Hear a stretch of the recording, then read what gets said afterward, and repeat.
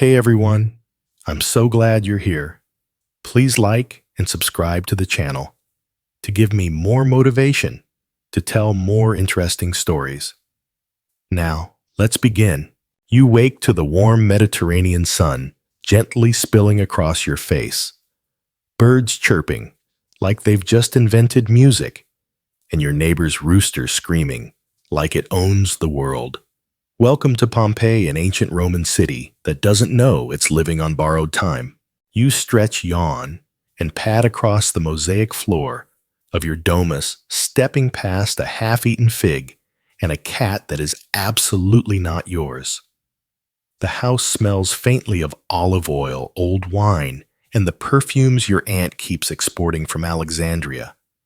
There's a knock, probably Lucia from next door, asking if you've seen her goat again. You haven't, yet. Outside, the streets are already alive. Merchants unload amphorae filled with garum, Rome's favorite fish sauce that smells like regret, and children chase each other around the corner bathhouse. The forum buzzes with politicians making promises and beggars making eye contact you try to avoid.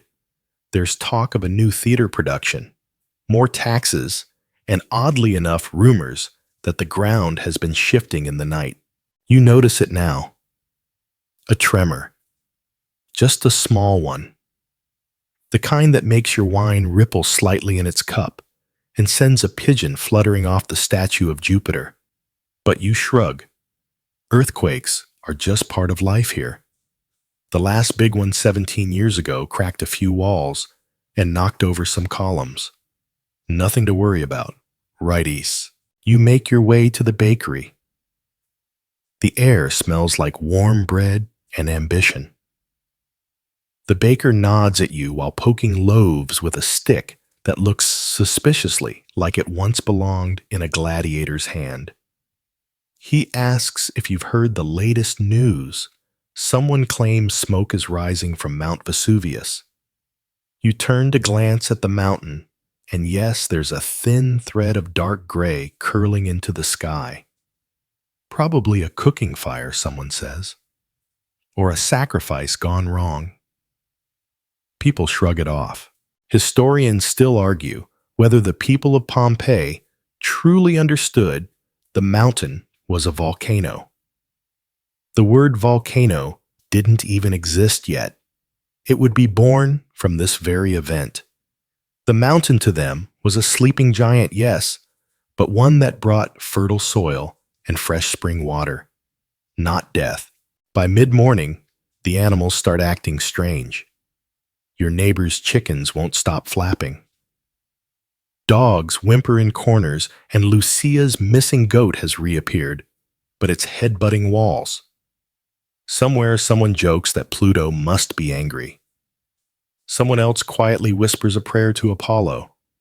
It's all very superstitious, very Roman. But there's something in the air today. A faint tremble beneath your feet, a tension in your jaw, a kind of stillness behind the noise, like the world is holding its breath. You don't know it yet, but this is your last ordinary morning. The last time you'll laugh with the baker pet, the not your cat, or complain about goat theft. Later, when archaeologists dig up the city, they'll marvel at how normal everything looked. Loaves of bread still in ovens, tables set for dinner, coins left on counters, frozen snapshots of a day that began just like this, so ordinary, so alive. And then, not. A fringe theory suggests some Pompeians did try to leave that morning taking obscure back roads or coastal paths, but without clear signs of danger, most stayed. What could possibly go wrong on such a beautiful day?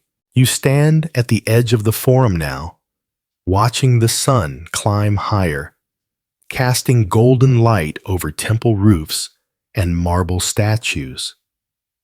You hear laughter, the ringing of bells, the sharp cry of a street performer calling for attention. Somewhere nearby, A vendor is yelling about 2-for-1 garum specials. You're still thinking about lunch. You take a deep breath.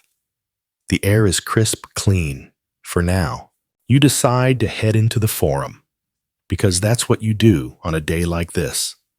A day that doesn't know. It's auditioning for the apocalypse. You pass by street performers balancing on barrels, a couple loudly arguing about figs, yes figs, and a Roman senator trying to look important while a pigeon uses his shoulder as a latrine. Just another morning in paradise. At the central market, the usual chaos reigns. Fishmongers yell over each other. Pottery vendors arrange their amphorae like little armies, and someone's selling love potions out of a wagon that's definitely not city approved. You spot Lucia, your neighbor, looking panicked. Of course. The goat is missing again. You offer to help her search, if only to avoid being guilted into buying one of those suspicious love potions. She accepts, and the two of you start wandering the back alleys. You can't shake the feeling that something's off, not just the trembling ground, but the animals. The birds have stopped chirping. The dogs are either hiding or whining like they just read the script for today. Lucia tells you her grandmother had a dream last night. Fire falling from the sky, rivers, boiling voices screaming underground. You both laugh because that's what you do when the old start dreaming about the end. But deep down, the hair on the back of your neck knows something she doesn't. Historians still argue whether Pompeians experienced warning tremors that morning or if the eruption struck suddenly. Some inscriptions suggest cracks were forming in walls. Others say shopkeepers noticed odd smells and rising steam. But with no prior experience, who could guess a volcano was about to rewrite history? Eventually, you find the goat. It's standing perfectly still in the middle of a small shrine to Minerva, chewing a fig leaf like it's making a point. Lucia thanks you and rushes off while you take a moment to admire the statue of Minerva, goddess of wisdom. You ask her silently if she has any wisdom to share today. She does not reply. Statues rarely do. Then another tremor. Stronger this time. Pots fall off shelves. A cart tips over. People stop mid-sentence. You make eye contact with a stranger, and in that shared glance, something unspoken passes between you both. Did you feel that too? You head back toward the forum, but your pace is quicker now. You notice more of the strange things you ignored earlier. How the air smells slightly metallic, like coins left in the sun. How the fruit vendors keep glancing toward the mountain. How even the children have stopped laughing. There's a growing murmur among the crowd. Some say the gods are angry. Others blame a sacrifice gone wrong. Or that the Emperor Nero, wherever he is playing with curses again. One man who claims to be a philosopher declares that this is the Earth's way of sneezing. You politely walk away from him. You pass the Temple of Apollo and glance up at the towering columns. They're beautiful. Yes, but you notice a fresh crack running down one. The priest is sweeping ash off the steps. Ash. Yes, there's definitely something drifting from the sky now. Not snow, not dust. Something darker, grittier. Still, you convince yourself it's probably just wind-blown soot from a fire. Maybe a furnace mishap. Maybe nothing. A mainstream historical fact, Pompeii was no tiny backwater. It was a thriving city with an amphitheater, aqueducts, bathhouses, and even street signs. Around 11,000 to 15,000 people lived there at the time, some wealthy, others poor, all about to be equally unlucky. You duck into a small tavern for some wine because when the earth is shaking and goats are weird, it's probably best to have a drink in your hand. The tavern is packed. People pretending not to panic. You overhear someone saying the sea looks strange today. Someone else insists they saw a cloud shaped like a giant pine tree. Everyone laughs nervously. That's not a red flag at all, right? You take a sip and wince. It's watered down, of course. The bartender shrugs. He's heard about the strange clouds, too. He mutters that the mountain has been grumbling. That word again, grumbling, like it's annoyed, not angry, not dangerous, just mildly perturbed.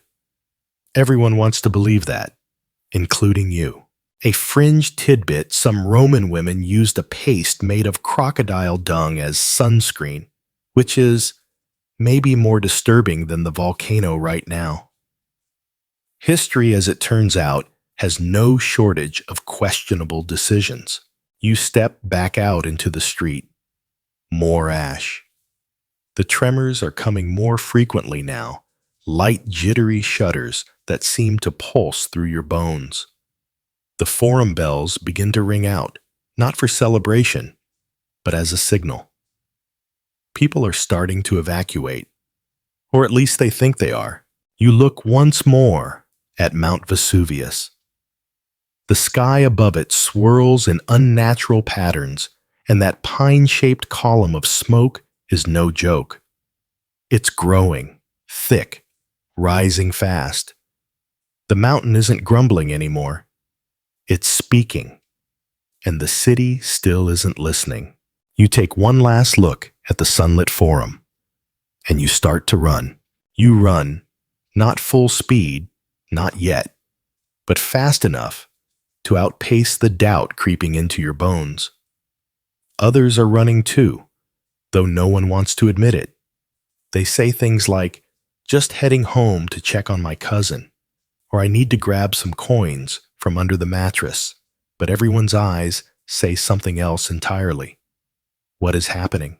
You stop halfway down the street because you smell it.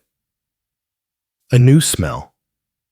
Something thick and bitter, riding the air like a ghost you can't unsee. It stings your nose, coats your tongue. Rotten eggs, sulfur. The kind of smell you'd expect if the underworld left its front door open. Even the fountains taste different, like the water's been cooked. An older man beside you mutters about the god Vulcan waking up too early. He spits into the ash-dusted street and keeps walking. He's seen this smell before, he says, back when he was a boy. The ground opened and swallowed a vineyard. No one believed him then either. You glance down. Your sandals leave soft prints in the ash, and it's starting to accumulate like snow. Light fluttering flakes that dance when you breathe too hard. But this snow doesn't melt. It coats. It sticks. And it whispers, "You're already part of the mountain now." Historians still argue whether the initial sulfur smell came hours before the major eruption or only minutes. Pliny the Younger, who wrote the only eyewitness account we have, describes a cloud of unusual size and appearance. No mention of eggs, though. Perhaps that part's just from your nose being too honest. A group of people is gathering near the city gates. Some argue. Some shout. Others kneel in prayer. One man insists it's just a forest fire. Another says he saw a chariot made of fire riding down from the sky. No one agrees on anything except that something very wrong is happening. And then the sound. A low rumble that's more vibration than noise. You feel it in your chest before your ears register it, like the growl of something enormous just behind the clouds. It's deep, animal, ancient. It makes the stones under your feet tremble like they're afraid. You dash into a nearby home, one of the wealthier ones, judging by the frescoes and indoor garden. You don't even know the owner. Doesn't matter. You need cover. The house is strangely quiet. A slave girl peeks out from behind a curtain, eyes wide. You lock eyes, nod, and back out slowly. You're not here to rob, just to breathe. The air outside is changing. It's getting thicker, like walking through soup made of chalk. You cough once, then twice. Others are starting to cough too. One man throws a cloth over his face. Another wraps his toga like a turban. Fashion meets survival. A mainstream historical fact: Mount Vesuvius erupted with a force 100,000 times more powerful than the atomic bomb dropped on Hiroshima. The eruption column reached over 30 kilometers into the sky. And here you are, right at its feet, staring up like a curious tourist. You start moving again, squinting up toward the mountain. And that's when you see it, an enormous plume of smoke, so dark and dense, it blocks out part of the sun. It curls upward like a pine tree, thick at the base, feathering out into boiling branches. It's beautiful. It's terrifying. It's real. That column isn't just smoke. It's filled with volcanic glass, pumice gas, and ash, all being shot into the sky like some divine tantrum. You feel it rain down light at first, then more insistently. Pebbles the size of your fingernail, then your thumb, then your fist. You duck into a stall once used for selling grapes and shelter under the wooden awning. It creaks ominously with every tremor. Around you, people run in every direction. Some head toward the harbor, others back home. A few freeze. The pigeons have stopped flying. A quirky tidbit. In Roman culture, some believed birds could predict the will of the gods. Augurs or bird watchers would interpret flight patterns to guide decisions. Right now, the only pattern is they're all gone. A woman collapses next to you, gasping. Her face is coated in ash, her eyes blinking rapidly. You help her to her feet, both of you coughing like you've swallowed a fireplace. She mutters something, "I left my baby," and bolts back toward the chaos. You don't see her again. Another shockwave rolls through the city, this time strong enough to rattle teeth. Roof tiles crash down. A column snaps in two. The smoke overhead deepens to charcoal, and that bitter taste in your mouth has become a permanent resident. There's a man near the Temple of Venus who has climbed onto the roof to get a better view. He's yelling something. Maybe prayers, maybe curses. He looks ridiculous, but also brave. Or maybe just in denial. You press forward, ash clinging to your tunic. You glance toward Vesuvius again and realize something truly horrifying. The mountain isn't just erupting, it's growing. The plume is rising so high, it's like the gods are trying to paint over the sky. And yet here you are, not a myth, not a marble statue, just one person. In a city slowly turning to stone minute by minute.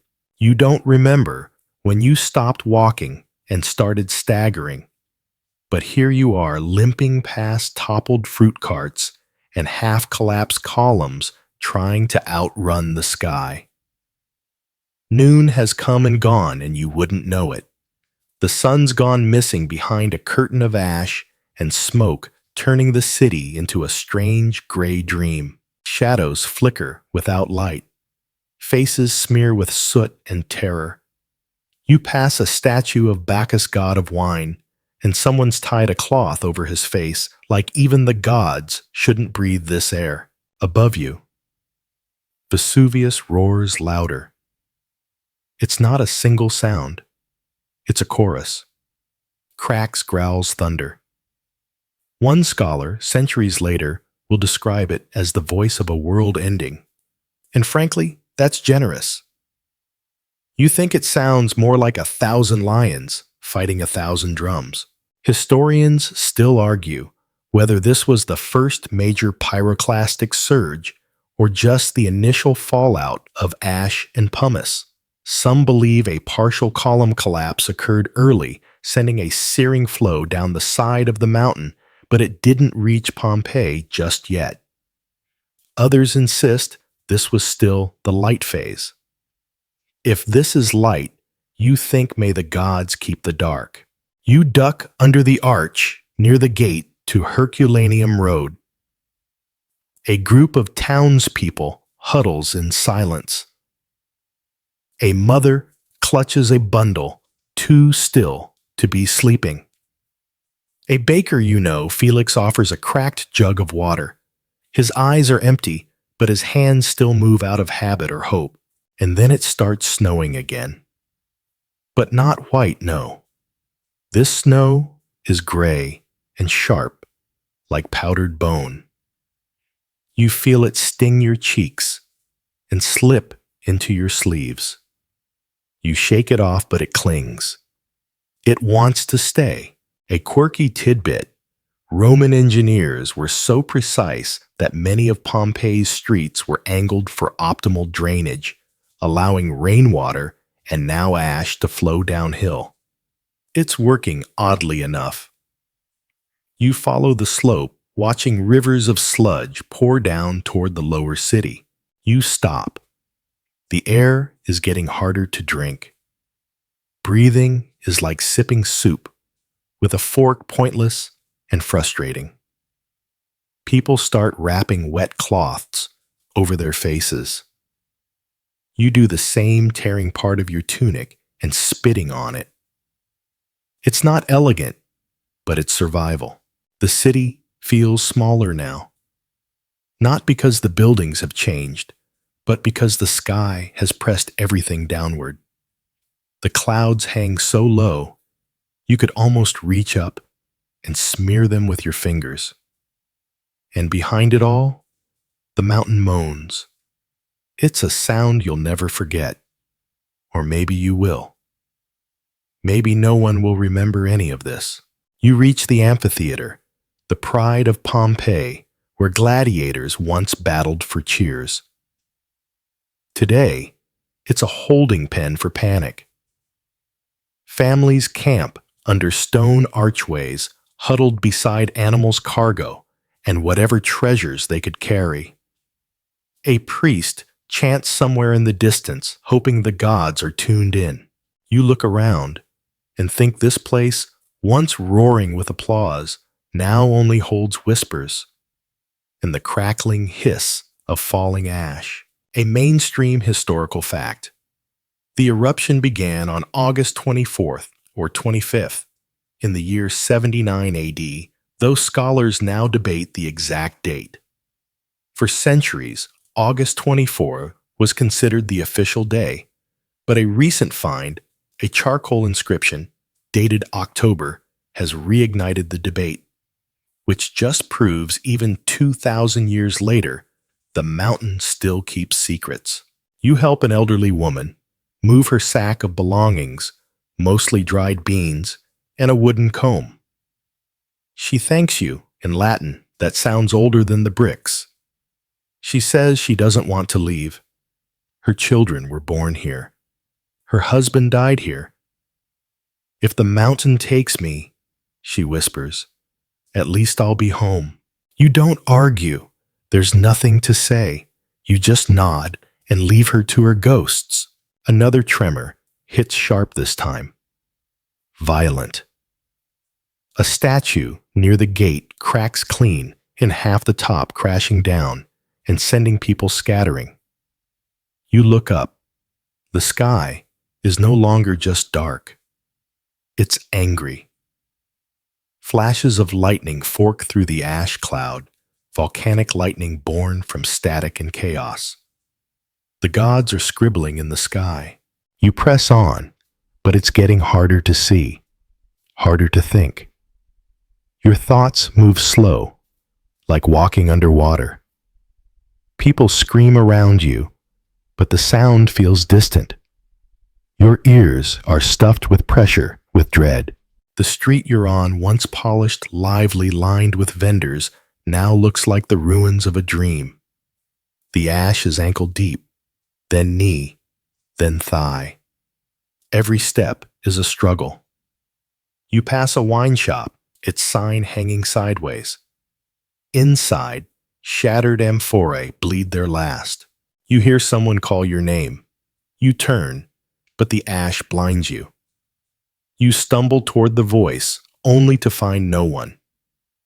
Just your own breath, ragged and loud. And above it all, the sky groans. You don't know it yet, but this isn't the worst part. Not even close. The real monster is still crouching inside the mountain, and it's almost ready to leap. You're at the amphitheater, trying to figure out whether it's safer to stay or run when the sound changes again. It's no longer a rumble. It's more like a tearing, like the earth itself is splitting open just over the horizon. People freeze, look up, and for one impossible second, the ash cloud parts just enough to reveal the nightmare Mount Vesuvius is erupting sideways. It isn't just sending ash up anymore. Now, it's flinging flaming rock and pulverized mountain down toward the plains. The plume is still climbing, sure, but now it's flowing too, like a monstrous black river rolling down the mountain's shoulder, picking up speed. You don't wait for a vote. You run. Through alleys past temples, over toppled carts. Your legs burn. Your lungs scream. The ash slaps your face like tiny needles, but you keep moving. The street leads you toward the amphitheater again, but this time you see something you didn't before: a gladiator. Not fighting, not training, just standing there. He's fully armored helmet under his arm, staring at the mountain like it's his final opponent. You nod at him. He doesn't nod back. You both know no armor stops a god. Historians still argue whether events in the amphitheater turned chaotic before or after the pyroclastic flows began. What's certain is that many people gathered here for shelter, trusting the thick stone walls and underground corridors. Some survived the early phases. Most didn't. You're not sure what drives you: instinct, terror, or something deeper, but you keep running. You spot people clutching their loved ones, hiding behind columns, even trying to bribe priests for salvation. Coins fall into the ash and vanish forever. And then you feel it, a shift in the air. Heavier than fear, hotter than fire, like the air itself is turning to steam. A wave of heat rolls in sudden suffocating wrong. You drop to your knees behind a fallen column as pumice, the size of a melon, crashes nearby. It shatters like brittle bone, a quirky fact for you to chew on. While dodging death, the average temperature of a pyroclastic surge can reach up to 1,000 Nosgrace, 830 Darafs. That's hot enough to melt your jewelry, your sandals, and most of your regrets. From your vantage point, you see the forum again. It's unrecognizable. The marble steps are dusted white. The columns fractured the people, gone. Not all, but many. Some lie still, others crawl. A few simply sit, eyes glazed, as if waiting for an ending they no longer fear. You push forward past a collapsed doorway into what used to be a perfume shop. Bottles are scattered their sweet contents now, part of the ash-laced air. For a moment, the scent cuts through the sulfur, a floral, final breath of commerce and vanity. You're not alone. A child no older than 7 peeks out from under the counter. Ash coats her lashes, her lips. She doesn't cry. She just reaches for your hand. You take it without thinking. No words. Just shared urgency. You lead her out, both stumbling, both coughing. And then comes the sound again, deeper, closer, like the growl of something ancient and hungry rolling over the rooftops. You look back toward the mountain and finally see it, the first full pyroclastic surge. It's not fire. It's faster than fire. A rolling wall of gas, rock, and death, moving at highway speeds. It doesn't burn what it touches, it erases it. You pull the child into a bathhouse, the nearest building with thick walls. Others have had the same idea. The air inside is stifling, but it's ash-free for now. You huddle near the apoditerium, the changing room. Someone passes a jar of water. Another hands you a cloth. The child clutches your tunic like she's holding on to the world. A mainstream fact: Pompeii had at least 25 public bathhouses, complete with hot, warm, and cold rooms, heated floors, and complex plumbing. They were not built for volcanic defense, but the stone structures offered marginal protection for a time. Time stretches strangely now. Minutes feel like hours, or maybe they are hours. No one speaks. The walls shake. At some point, the heat returns more intense than ever. You press your hand to the floor and yank it back. It's burning. You realize this isn't a storm. It's a countdown. Outside, the surge hits like a tidal wave. Roofs vanish. Walls implode. The bathhouse cracks above you. Screams echo. Then silence. Then dust. You close your eyes. Not because you're giving up, because there's nothing left to see.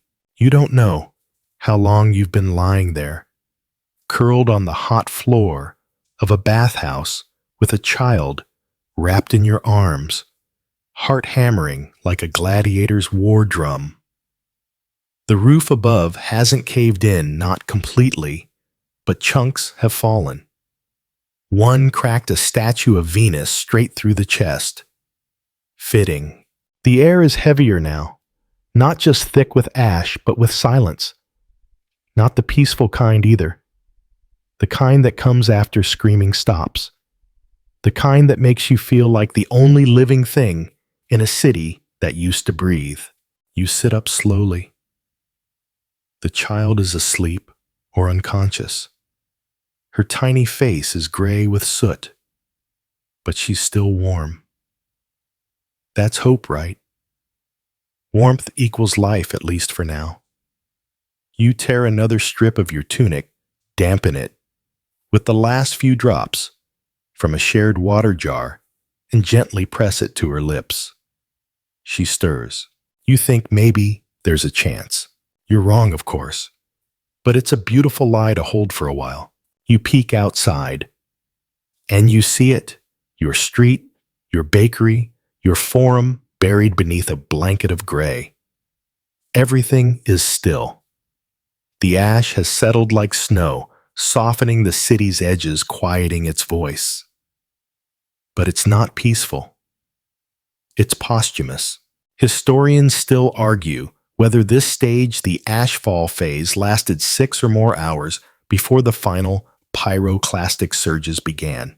Some say the initial ash and pumice were survivable had people only kept moving. But the weight of denial is heavy. Heavier even than the ash. You move through what used to be the streets. The air's full of tiny particles, dancing like sparks without flame. You wrap the child in a fallen tapestry, bright red, or it once was. Now it's the color of despair. You wade through the ash, which is now knee-deep and still falling. Your legs sink with each step. You have to drag them out like they're caught in cement. The city's slowing you down, trying to keep you. A quirky tidbit: some ancient Roman women used crushed beetles to redden their lips. Somewhere beneath this ash, there's a vanity box filled with beetle powder and hope. Someone cared about looking beautiful before being turned to stone. You pass a bakery. The door is gone. Inside, a man lies curled near the oven, his arms shielding a tray of half-baked loaves. He died trying to save bread. You can't help but respect that, even as you gag from the sulfur in the air. Farther on, you reach a stable. The horses are gone, or maybe they were never unchained. The stalls are still intact, though. You hunker down, brush ash off a crate, and let the child sleep again. You rest too, just for a moment. Time does that thing again, folds into itself. You blink, and it's darker, hotter. The air feels like it's been exhaled from the belly of the earth. You hear distant cracks like the sky is breaking its own bones, and then the ground jumps. Not shakes, jumps. The walls rattle. A beam splits. Somewhere close, a fountain explodes. You grab the child and run again, out the back of the stable, through alleys you barely recognize. Pompeii is no longer a city. It's a maze, a gray, smoldering labyrinth of memory and ash. A mainstream historical fact: archaeologists discovered that Pompeians left daily traces of life shopping lists scratched on walls, graffiti arguing about gladiators. I was here carvings on bathhouse bricks. Even in death, they're loud. But now, their voices are dust. You stagger into what used to be a courtyard. A fig tree still stands, ash coating its branches. You reach up, pluck a fruit. It's warm. You tear it open and feed it to the girl, sticky sweetness mixing with soot. She doesn't smile, but she chews. You both sit beneath the fig tree, pretending just for a moment that this is a picnic, that the sky isn't black, that the air isn't poison, that the mountain isn't still screaming in the distance. And then comes the sound. A low rolling thunder, not from the sky, but from the ground. Like the mountain is laughing now, or crying, or both. You know it's coming. The surge, the final wave, the one that ends stories, not chapters. But still, you don't move. You hold the girl tighter and wait. It hits like nightfall, in fast-forward light, erased in an instant. The world narrows to heat sound and ash. You and the girl are on your feet before thought catches up, legs moving purely on instinct, slipping and scrambling over the soft, shifting ground. The fig tree behind you doesn't stand a chance. It vanishes under a roar. You've heard storms before. You've seen floods, maybe even a street brawl or two. But this isn't nature misbehaving. This is nature throwing a tantrum 2,000 years in the making. The air becomes a wall. You press forward through it, like swimming against boiling waves. Heat wraps around you, dry, alive, vibrating through your bones. Every breath feels like inhaling a forge. The girl coughs, her tiny frame shaking, but she keeps pace. You admire that. Or maybe you envy it. Historians still argue, about the precise velocity of the pyroclastic surges. Some believe they could reach up to 100 km/h, over 60 km/h, fast enough to outrun a galloping horse. Survivors from Herculaneum, what few there were, described the heat as instant. No one in its direct path had a chance. You don't know where you're going anymore. The buildings around you are just vague shapes, outlines drawn in charcoal. You make out the outline of a bathhouse, a temple. No, that's the old laundry shop, the one that used to reek of ammonia from all the urine they collected to bleach cloth. Funny what you remember when the world is ending. A quirky tidbit: Roman laundries used human urine to clean and whiten clothes. Citizens would relieve themselves in public jars, and fullers, laundrymen would collect it, treat it, and use it for cleaning. Disgusting, absolutely, but brilliant in its own revolting way. You grab a cloth from a broken stall, soak it in a cracked amphora of wine because water's a luxury now, and tie it around your face. The wine stings your nose, but it's better than nothing. You wrap another piece for the child. She blinks at you, her eyes red, then takes your hand again. The ash is waist high now. Each step is a punishment. You can't run. You can barely wade. Your legs burn with the effort.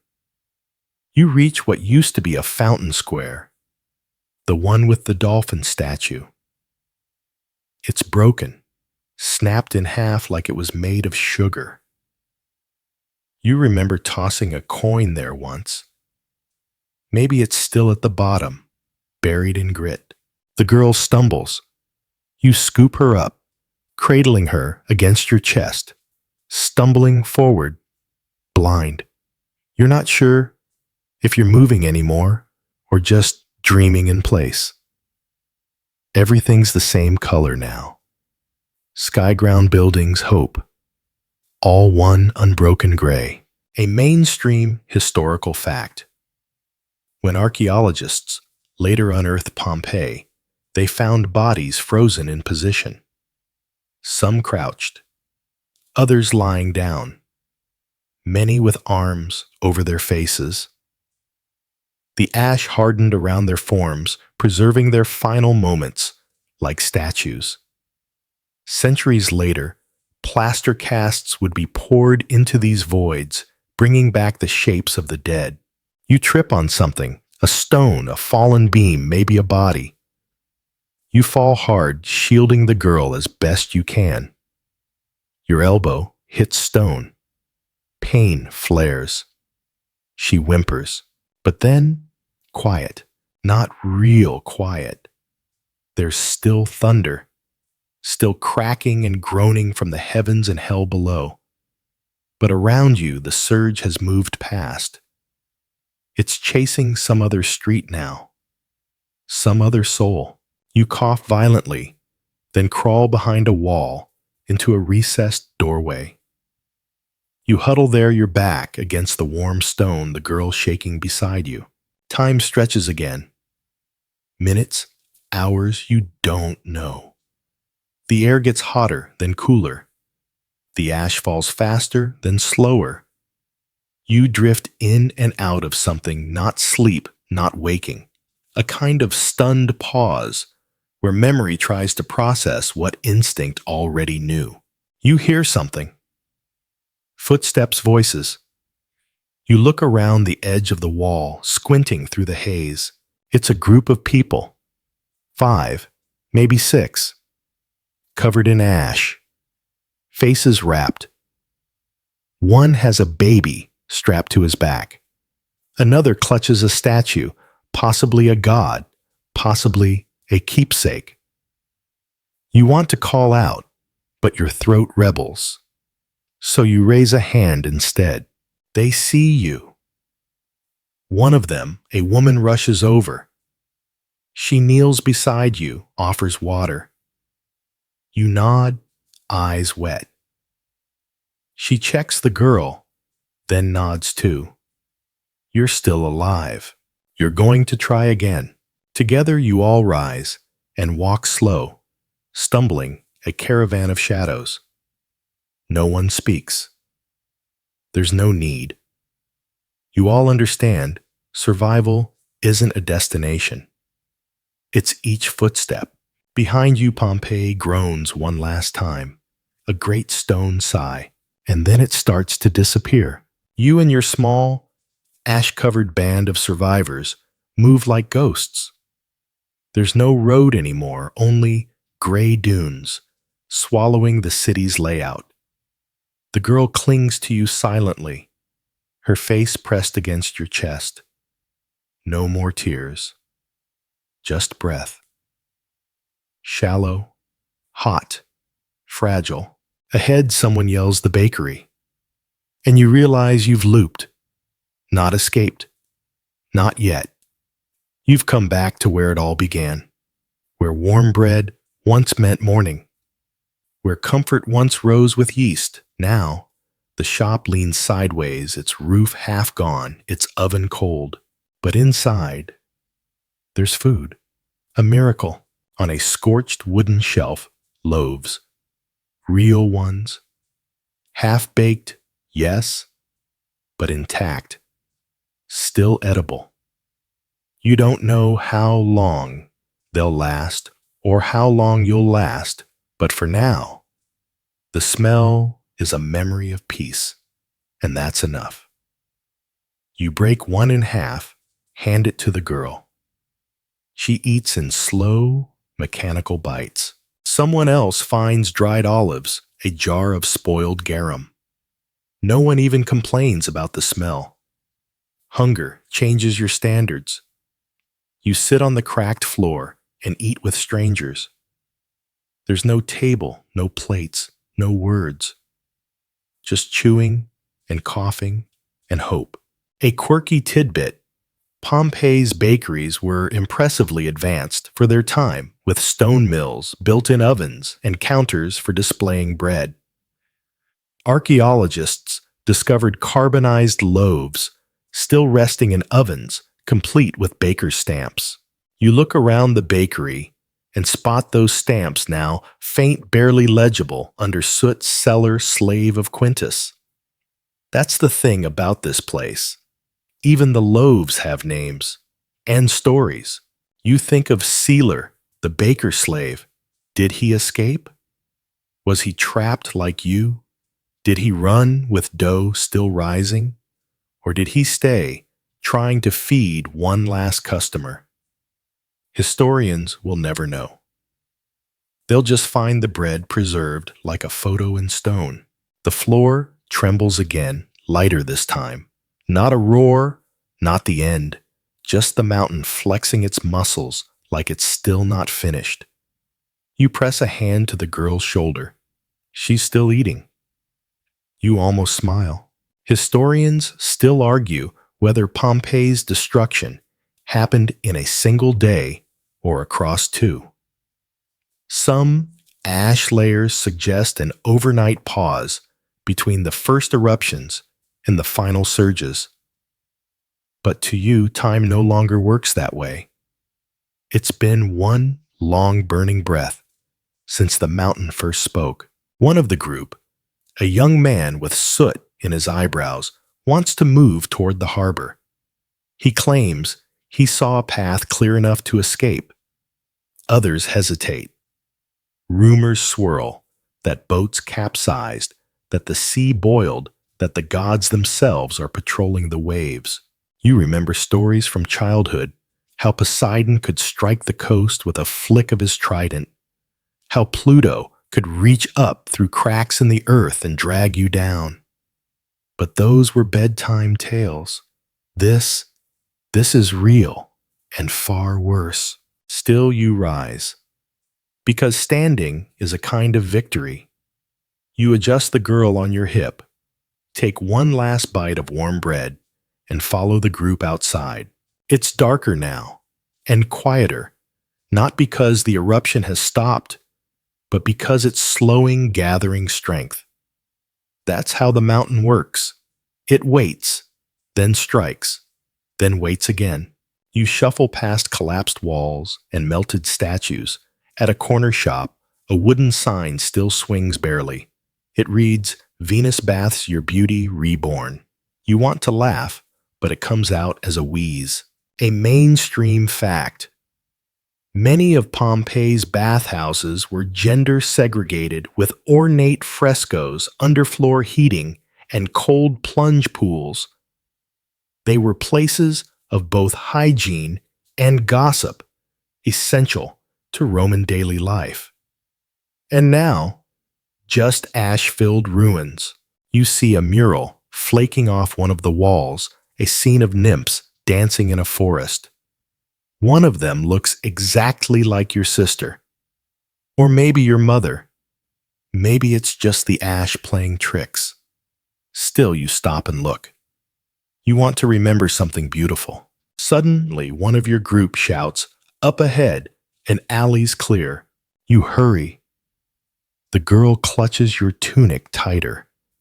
Around the bend, there it is, a narrow street, somehow not choked with debris. You can almost see daylight ahead, or something like it. Not blue sky, but lighter gray. The kind that hints at air you might actually breathe. But it won't stay open for long. You all move faster now. Tired legs gain new strength. No one speaks. No one needs to. Every heart is saying the same thing. Just a little farther. You turn back once, just for a heartbeat. Look at the city behind you. You don't see Pompeii anymore. You see outlines, ghosts, shadows of a life that burned too quickly. But you carry it with you in ash-caked hands and cracked sandals and the soft weight of a child's trust. You walk on. You reach the edge of the alley, this narrow breath of escape, and for a moment you dare to hope. The sky, while still choked and bruised, feels less than it did an hour ago. A lighter gray, a thinner veil. It's not salvation, not yet, but it's not suffocation either. You're not alone in noticing. The others, ash-covered, hollow-eyed, silent, start to walk taller. Not faster, not quite, but with a kind of fragile belief. The kind people carry after surviving something they can't quite name without breaking apart. And then it rains. Not water. No, don't be silly. You're in a biblical catastrophe, not a spring shower. It rains stones. First one small, like a child skipping rock. Then another. Then a downpour. Fist-sized pumice and jagged volcanic glass fall from the heavens like the gods have emptied their pantry. The group scatters like startled birds. You dive under what's left of a colonnade, pulling the girl close, shielding her head. One man's shoulder is hit. He screams and collapses. Another shouts something you can't hear through the stone hail. Historians still debate how much warning Pompeians had before the pyroclastic surges, those lethal, supersonic clouds of gas and rock arrived. But this isn't gas. This is blunt, heavy, relentless. It's like the mountain is smashing the city just to see what breaks. You make a choice. You can't stay still. You wrap the girl tighter and sprint, yes, sprint out from under the colonnade. Stones graze your arms. One hits your back. You stagger, but don't fall. You turn left, then right. No plan. Just away. Always away. You barrel into what was once a temple.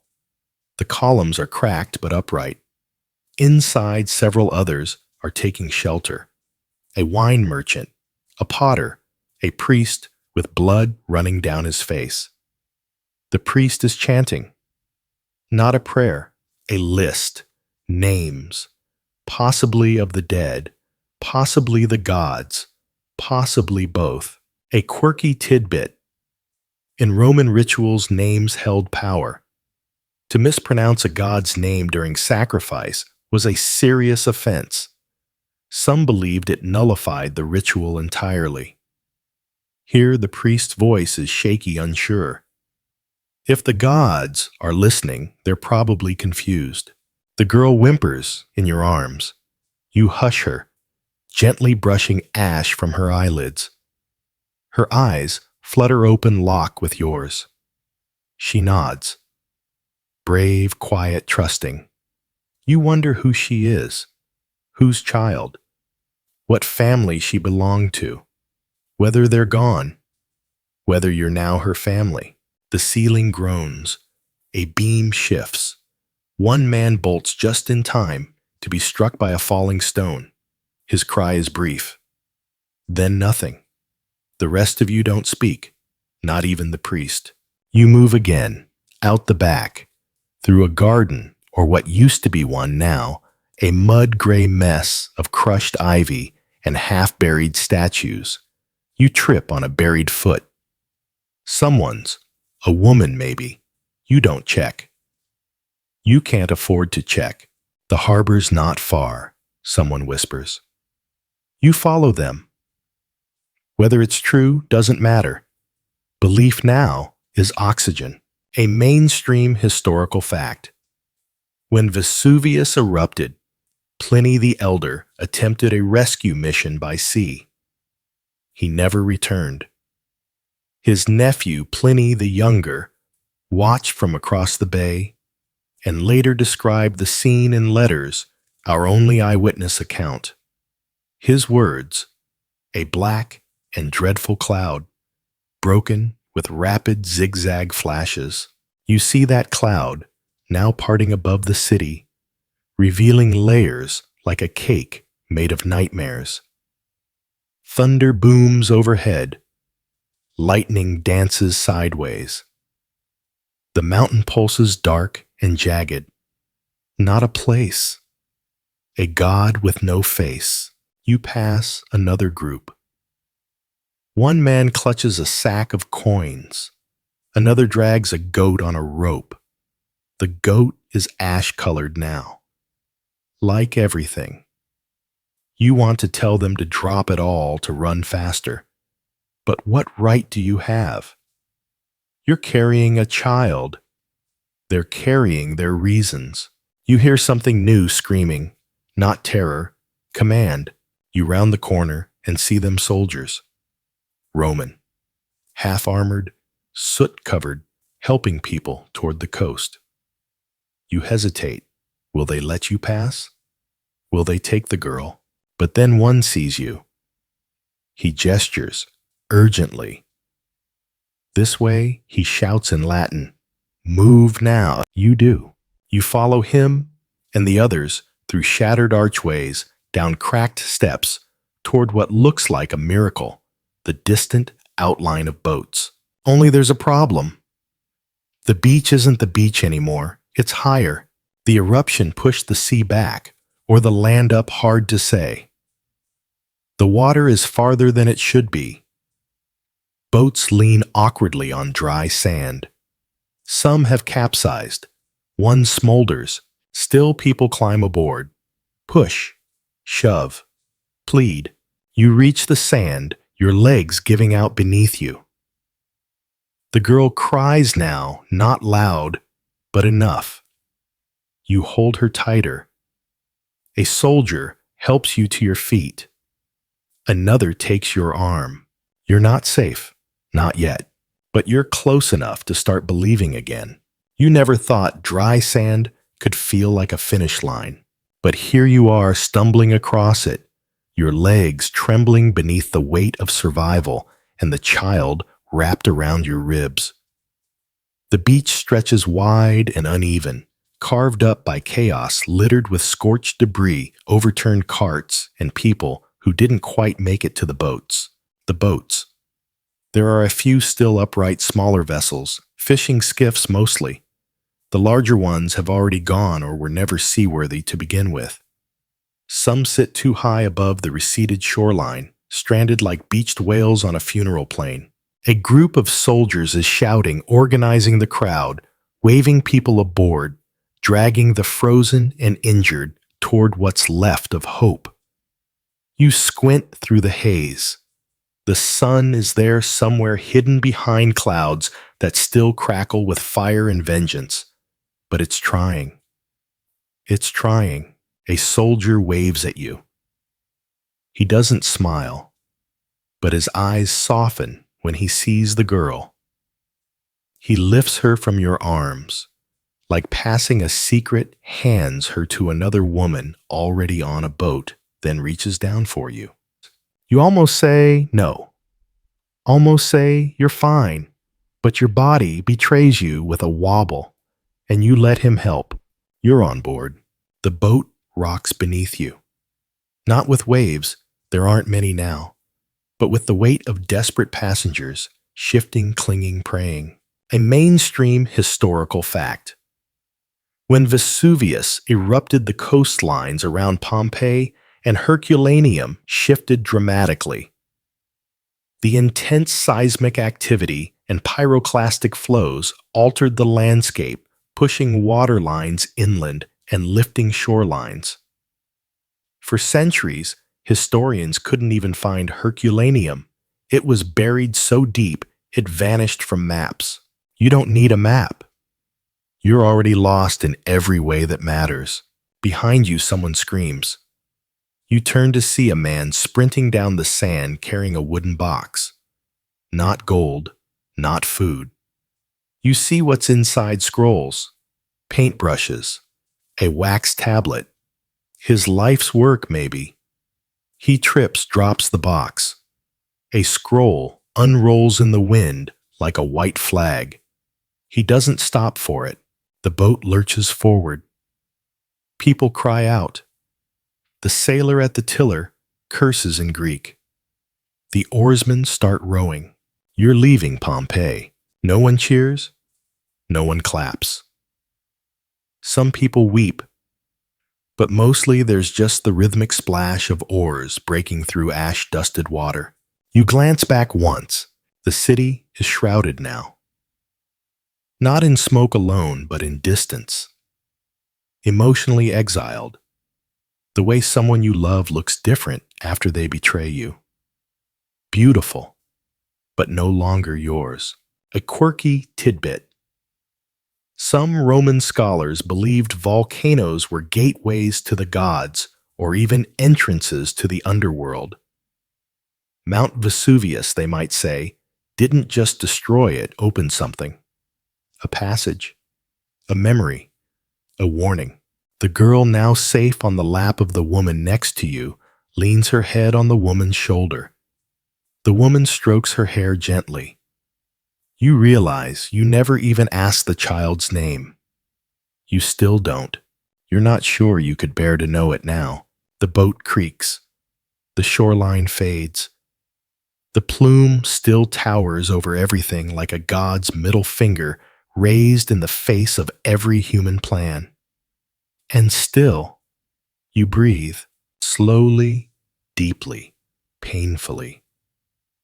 But you breathe. Historians still argue how many survived Pompeii. The population was estimated between 11,000 and 15,000. Of those, around 1,500 bodies have been found. So many left, or tried, or weren't found, or vanished in the math of tragedy. But you are here. You feel the salt air drying your face, replacing the volcanic sting with sea wind. It's harsh, yes, but it doesn't burn. It reminds you there's a world beyond the ash. Still waiting, the boat drifts farther. Others follow. Like a scattered flock, you close your eyes and whisper something, a prayer, a curse, a goodbye. You're not sure. The words don't matter. The silence that follows does. You wonder what will be remembered, what will be found. Your bakery, your street. The child's small footprint stamped in ash before you carried her, maybe all of it. maybe nothing, but you were there. You survived. And even if Pompeii is buried, you are not. The boat cuts a thin path through the water, leaving behind not just Pompeii, but the sound of it. The unholy choir of crumbling buildings, wailing winds, and coughing gods fades into the kind of silence that only follows disaster. It's not peaceful. It's stunned. No one on the boat talks. What's there to say? You all look like survivors from different lives, smudged into a single story by soot and chance. A merchant, a priest, a child, a former gladiator with a broken sandal and dried blood on his chin. Maybe even you. Whatever title you used to hold is ash now. You take inventory. Burned arms, bruised ribs, a heart that keeps hammering when it shouldn't. But you're still breathing. That counts.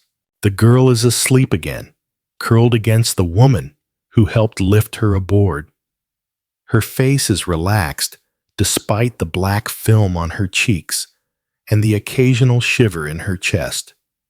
She doesn't have the words for what happened, and maybe that's a gift. The oarsmen switch out muttering in clipped Latin. One spits over the side. You wonder where they were when the eruption began. Did they watch the sky catch fire? Did they think about turning away? Or did they row toward it? Because duty sometimes means rowing into hell. A mainstream historical fact. The Roman Navy was stationed nearby in Misenum under the command of Pliny the Elder. He famously ordered ships toward the eruption to attempt a rescue. He died during the effort, whether from gas heat or his own underlying health is still debated. But his bravery is not. You glance back again. The mountain is still visible barely. It looks taller now. Or maybe you've just made it into something larger in your mind. Something that consumed a city in one breath, and then stood still, satisfied. The woman next to you points toward the horizon. There, she says. That's where the river meets the sea. If we can get upstream, we'll find shelter. You nod. It's not much, but it's direction.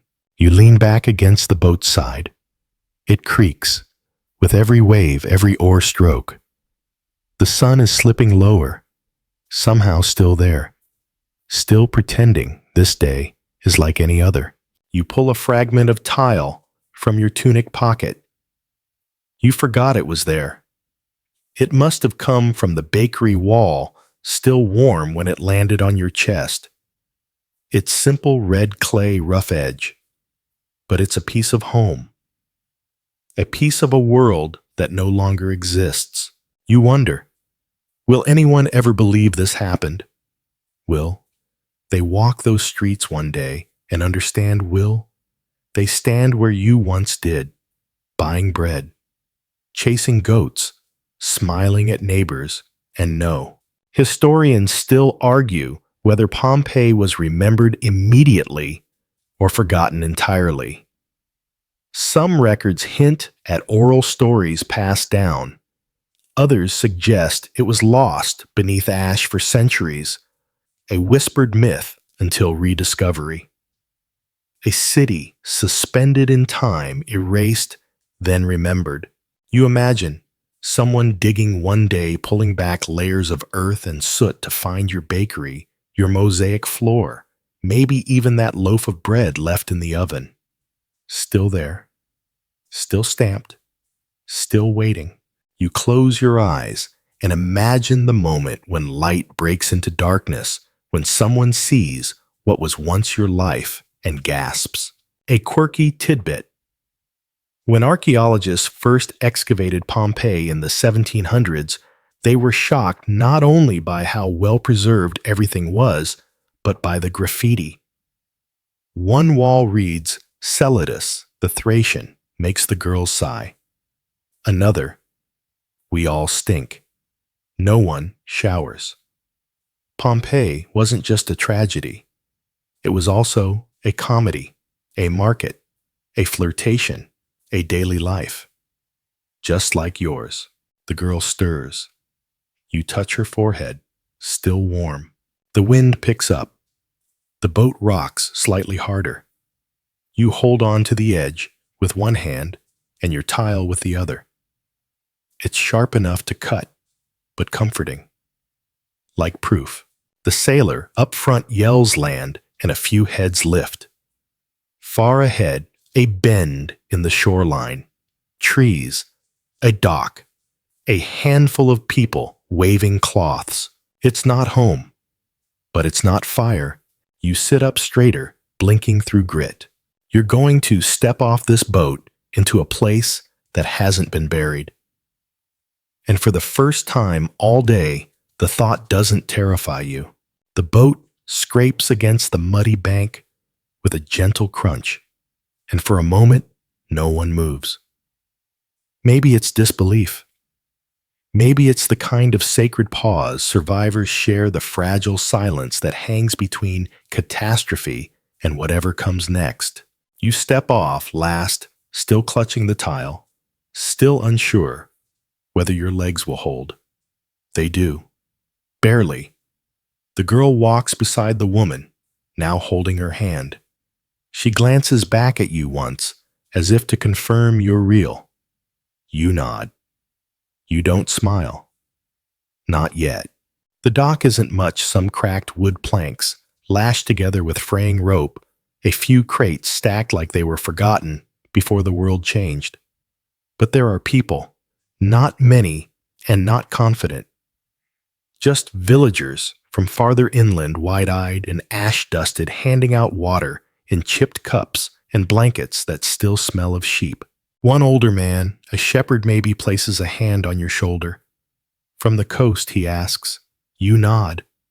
His eyes widen.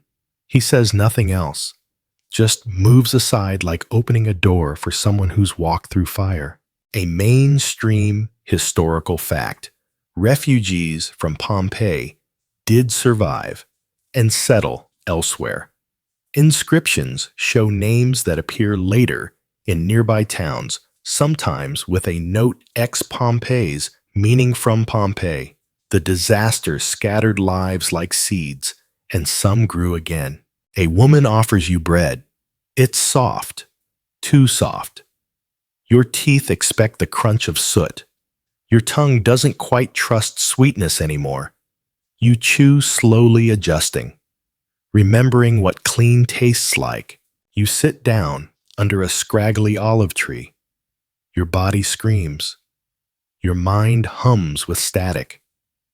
But you're here. You press your hand to the ground just to confirm it's solid. The girl toddles over, sits beside you. The other woman, her protector, for now, nods at you with something like respect or shared fatigue. You glance toward the mountain. It's still visible on the horizon, still rising, still smoldering, but you're not under it anymore. A soldier passes by, counting people, making notes. He scribbles your name. You think he spells it wrong. You don't correct him. Who are you now anyway? That name belonged to the you who had a street address and a favorite market stall, the one who argued about goat prices, the one who used to worry about nothing bigger than rent and weather. Now, you're someone else. Something else. The tile in your pocket presses against your hip.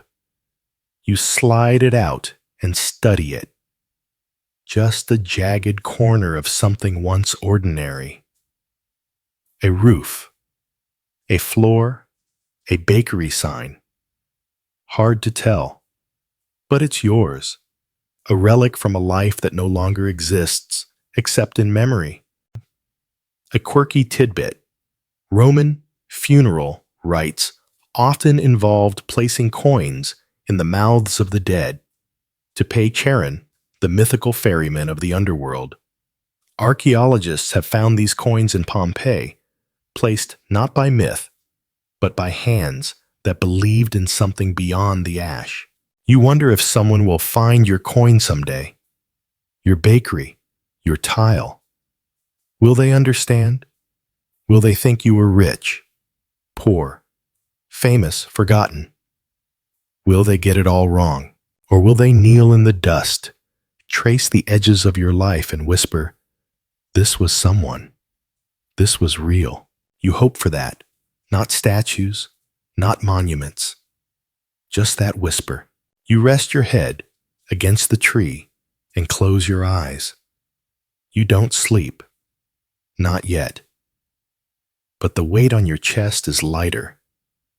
Not gone, but shifted. Like the city. Like the ash. Like you. Somewhere in the distance, a child laughs. Not the girl, another. A local. It's the first laugh you've heard in hours, maybe days. It's the sound of the world remembering how to be alive. And you think, maybe I can too. The sun is dipping lower now, slipping through the gray haze like a shy guest arriving late to the feast of the dead. Its light is weak, diffused by smoke and ash, but it glints off the riverbank in golden flashes. And it warms you just a little through your torn tunic and weary bones. You've moved to a bench someone dragged near the water. It's old, wobbly, missing a leg, but it holds like you. The girl's asleep again, curled in the woman's lap beneath a blanket that smells like hay and home. The priest sits nearby, murmuring prayers, not in panic this time, but in rhythm, like breathing. You glance down at your feet, still caked with ash. The lines of your sandals are barely visible. Someone offers a basin of water, and you take it slowly, peeling the dust from your skin. It's not just dirt. It's Pompeii itself, still clinging. You pour the gray water onto the ground. The past liquefied. A mainstream historical fact. Pompeii was buried under more than 4 meters of volcanic material. For centuries, its existence faded from memory until it was rediscovered by accident in the 18th century.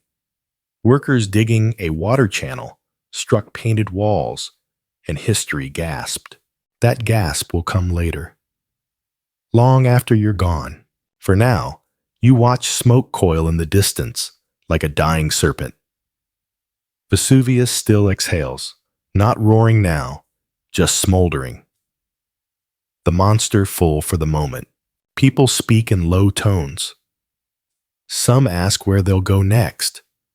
Others list names lost family, friends, lovers. A young man near the olive crates keeps saying "my brother" over and over, like a mantra. He never finishes the sentence. You clutch the tile in your pocket. You haven't let it go since the boat. Maybe you never will. It's not valuable, not to anyone else. But to you, it was your ceiling. It was your roof. It was normal. Before everything burned, a quirky tidbit. Some Pompeians tried to take their valuables with them. Jewelry, statues, coins. One was found carrying a lamp shaped like a gladiator's helmet. Another clutched a small bronze figure of Mercury. Everyone chooses different anchors when their world ends. Yours was a piece of clay. You lie back, staring at the sky. It's slowly changing color, bruised blue, and dusty pink colors that shouldn't belong to a day like this. But nature is indifferent. It moves on without asking if you're ready. You think about the bakery, about the loaves that never finished baking, about the man curled near the oven, frozen in service. You wonder if people will talk about you someday. Will they say you ran, survived, protected? Or will you be just another set of footprints in hardened ash? a body-shaped hollow waiting for someone to pour plaster in. Historians still argue whether Pompeii was a lesson ignored or a moment misunderstood. Was it divine punishment, a natural inevitability, or just bad luck? Either way, the mountain doesn't care. And maybe that's the scariest part. The child stirs, then sits up, rubbing her eyes. You meet her gaze. She blinks slowly, then whispers, "Are we safe?" You pause, then nod. It's not a lie. It's a decision. She scoots toward you, rests her head against your side. You place your hand on her back, feeling her breath slow into sleep again. The wind picks up. Somewhere behind you, a man begins to hum. A woman joins in. It's not a song you know, some old farming melody probably, but it wraps around the group like a lullaby for survivors. You close your eyes again. The bench creaks beneath you. The girl breathes. The mountain sleeps, and for the first time all day, so do you. You wake to a quiet that feels different, not the eerie silence of Pompeii before it fell, not the muffled deadness beneath ash. This is the kind of quiet that follows endurance, the hush that arrives when everyone has run out of questions and the only thing left is breath. The girl is still beside you, but the woman who held her is gone. You sit up quickly, instincts flaring, only to spot her a few steps away, speaking with a pair of Roman officials. She glances back, offers a nod. Not everything has disappeared. Others around you are beginning to stir. Some stretch, some cry. A few begin to build fires from scrap wood and driftwood, warming their hands like it's just another morning and not the wreckage of the world.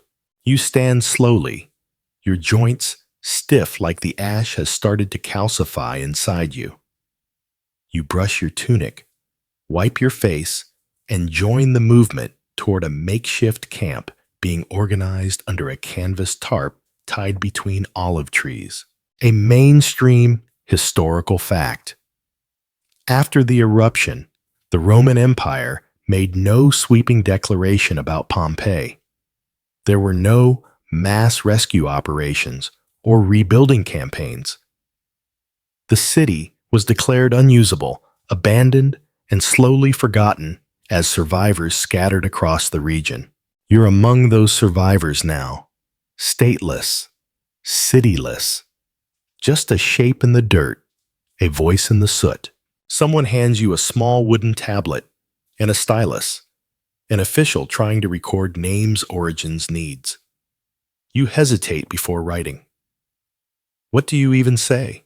You press stylus to wax and write your name, your address, your trade. Then you add a final line. The girl is not mine.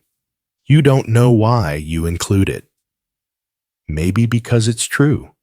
Maybe because it's not. You hand the tablet back. The official reads, it looks at the girl, then back at you. He doesn't ask questions. He just nods and moves on. You're handed rations, dried lentils, bread, a jug of thin wine. Not much, but everything tastes like a feast. You share it with the girl. She eats wordlessly. Her appetite is back. That's something. A quirky tidbit, Roman wine was rarely drunk straight. It was usually diluted with water, spiced, or even sweetened with honey. Today, you take it neat. You've earned it. You walk toward a low hill overlooking the river. From here, you can see the clouds still rising from Vesuvius. Not as fierce now, more of a cough than a roar, but still there looming. A reminder. Beside you, someone clears their throat. It's the gladiator you saw earlier, the one who stood still while the city crumbled. Up close, he looks older. His armor is pitted. His hands tremble slightly as he holds out a broken sword. For luck, he says. You blink. What? You helped the child. He gestures toward the girl. She lives. You deserve something. You take the sword.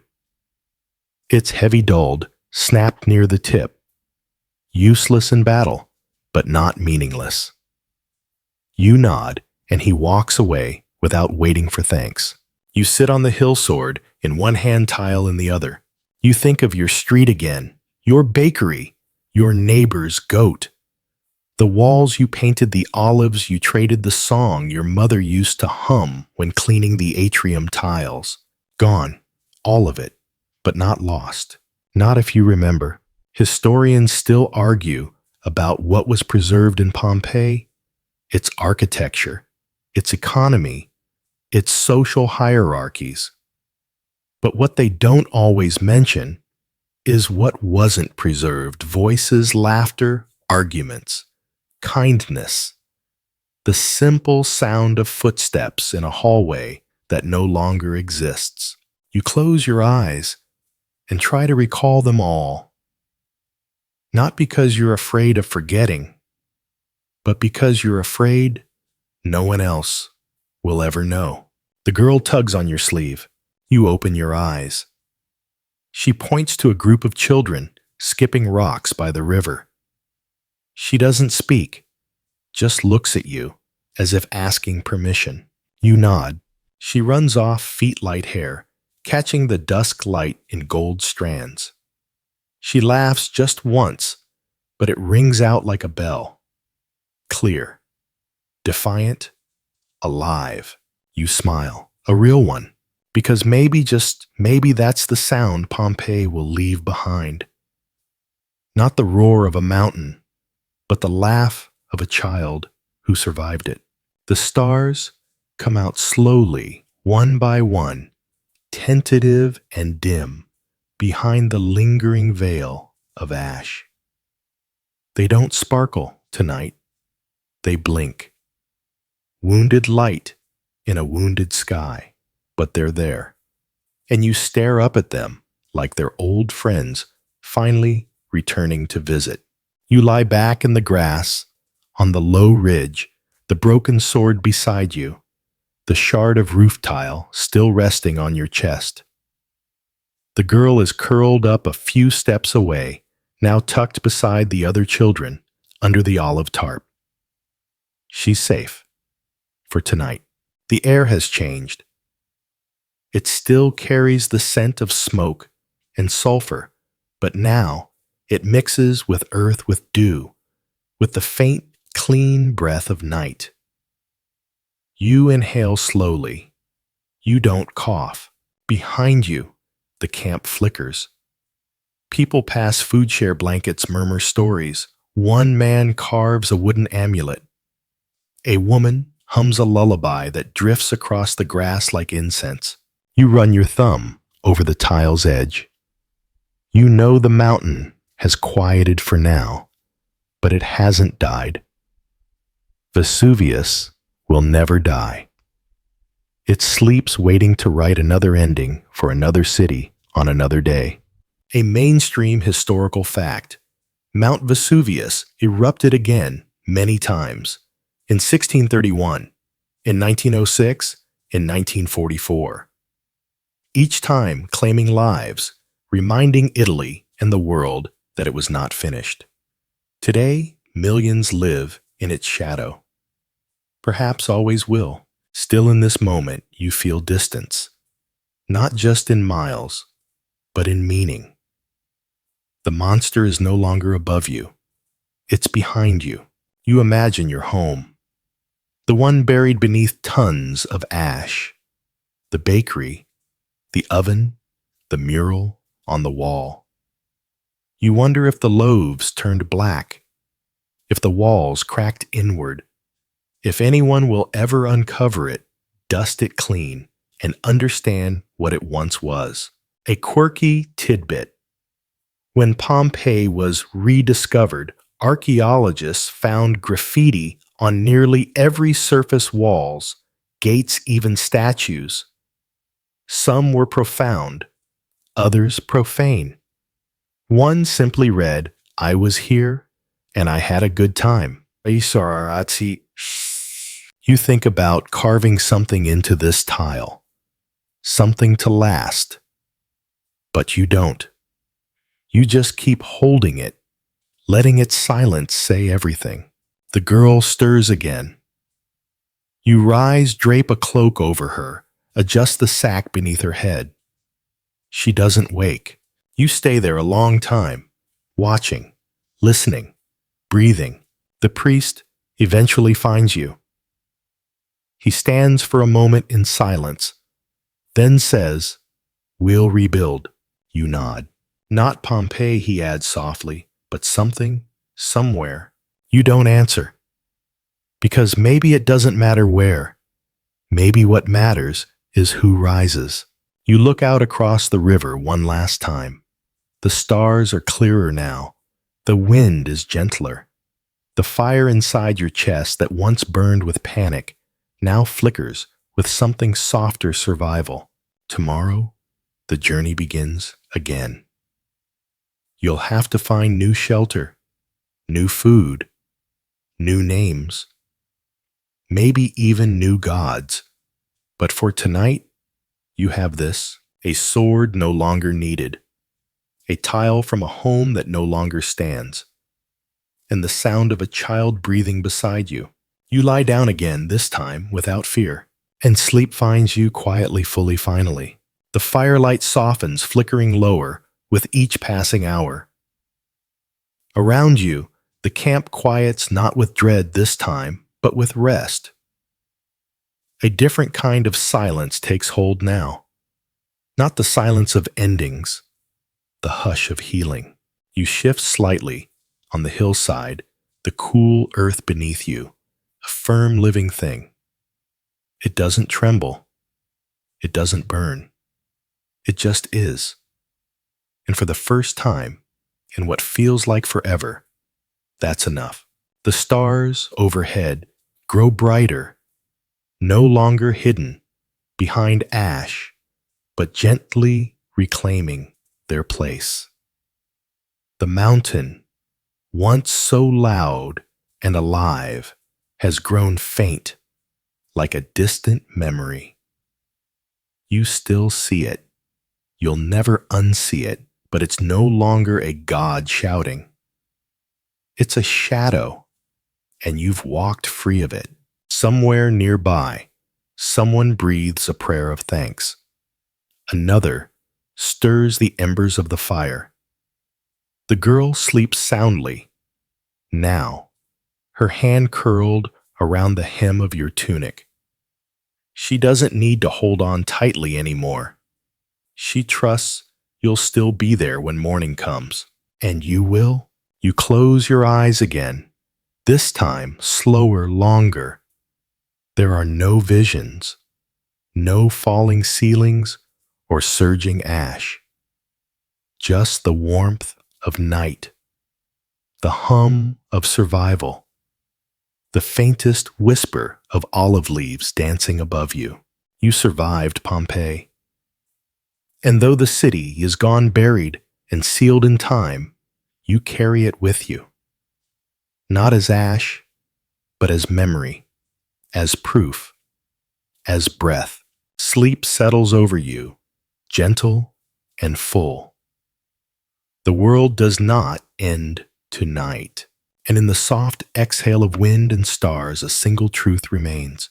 You are still here,